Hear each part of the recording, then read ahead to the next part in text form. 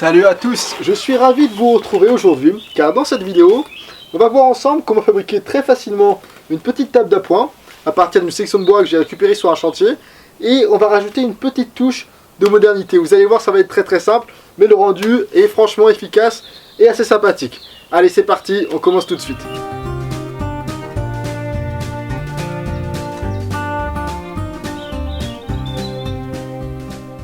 Pour ce projet, comme je vous l'ai dit, j'ai utilisé une chute de bois récupérée sur un chantier. Si vous, de votre côté, vous pouvez vous procurer une chute d'un poteau en bois par exemple, ça fera très bien l'affaire. Les étapes de fabrication pour ce projet sont extrêmement simples. Le but va être d'utiliser un bloc de bois massif, qui est déjà joli en tant que tel, et de lui rajouter une petite touche de design. Pour ma part, j'ai simplement voulu incruster 2 baguettes de bois de couleur sombre dans le bois massif qui est lui de couleur noire. Ceci afin d'avoir un joli contraste entre les deux et obtenir un design épuré. La première chose que j'ai fait était de vérifier que les deux extrémités de mon bois étaient bien d'équerre. Ensuite, j'ai pu trouver dans mon stock de chute une petite planche de bois qui fera parfaitement l'affaire pour ce projet. Ma planche faisait environ 6 cm de large, donc j'en ai déligné 2 sections de 2 cm de large environ à l'aide de ma scie sur table. Je me suis ensuite armé de ma défonceuse et j'ai pu usiner 2 rainures dans le bloc de bois massif. Les baguettes de bois que je souhaitais incruster faisaient 6 mm d'épaisseur. Et ça tombait bien puisque cela faisait pile poil le diamètre de la fraise que je voulais utiliser pour faire les rainures. Si l'épaisseur du bois que vous souhaitez incruster ne correspond pas parfaitement au diamètre de votre fraise, alors pas de problème, vous n'aurez qu'à raboter le bois pour obtenir l'épaisseur voulue. Pour votre information d'ailleurs, j'ai usiné la première rainure pour qu'elle se situe à 3 cm de l'extrémité d'une des faces du bloc, puis la deuxième rainure à 6 cm. Sentez-vous libre bien entendu de varier les dimensions et de tester différents designs de votre côté. Si vous n'avez pas de défonceuse, vous devriez pouvoir le faire avec une scie circulaire en utilisant un guide, mais vous allez devoir être très précis en faisant vos différentes passes pour obtenir exactement la bonne épaisseur de rainure.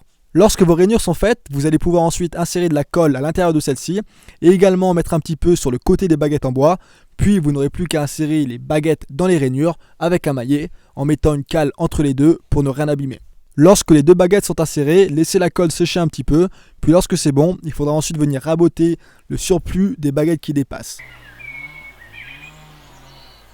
Et enfin, dernière étape, ce sera le moment de tout poncer et d'appliquer le produit de finition de votre choix si vous souhaitez en mettre un.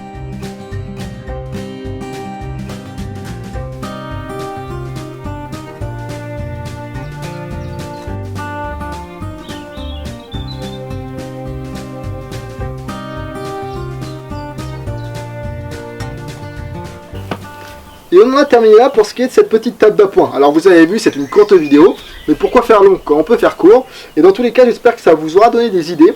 On part d'une pièce de récupération, on vient rajouter une petite touche de modernité. Bien entendu, vous pouvez faire beaucoup de choses, soyez créatifs. À partir de cette technique-là, on peut faire vraiment beaucoup de déclinaisons possibles.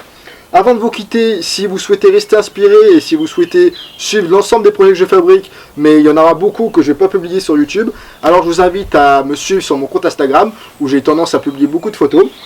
Et également, pour tous ceux d'entre vous qui souhaitent progresser dans le domaine du bricolage ou du travail du bois, je vous mets un lien juste en dessous dans la description qui va vous permettre d'une part de vous inscrire aux emails privés et qui va vous permettre également d'autre part de télécharger une vidéo dans laquelle je vous donne 50 astuces d'atelier.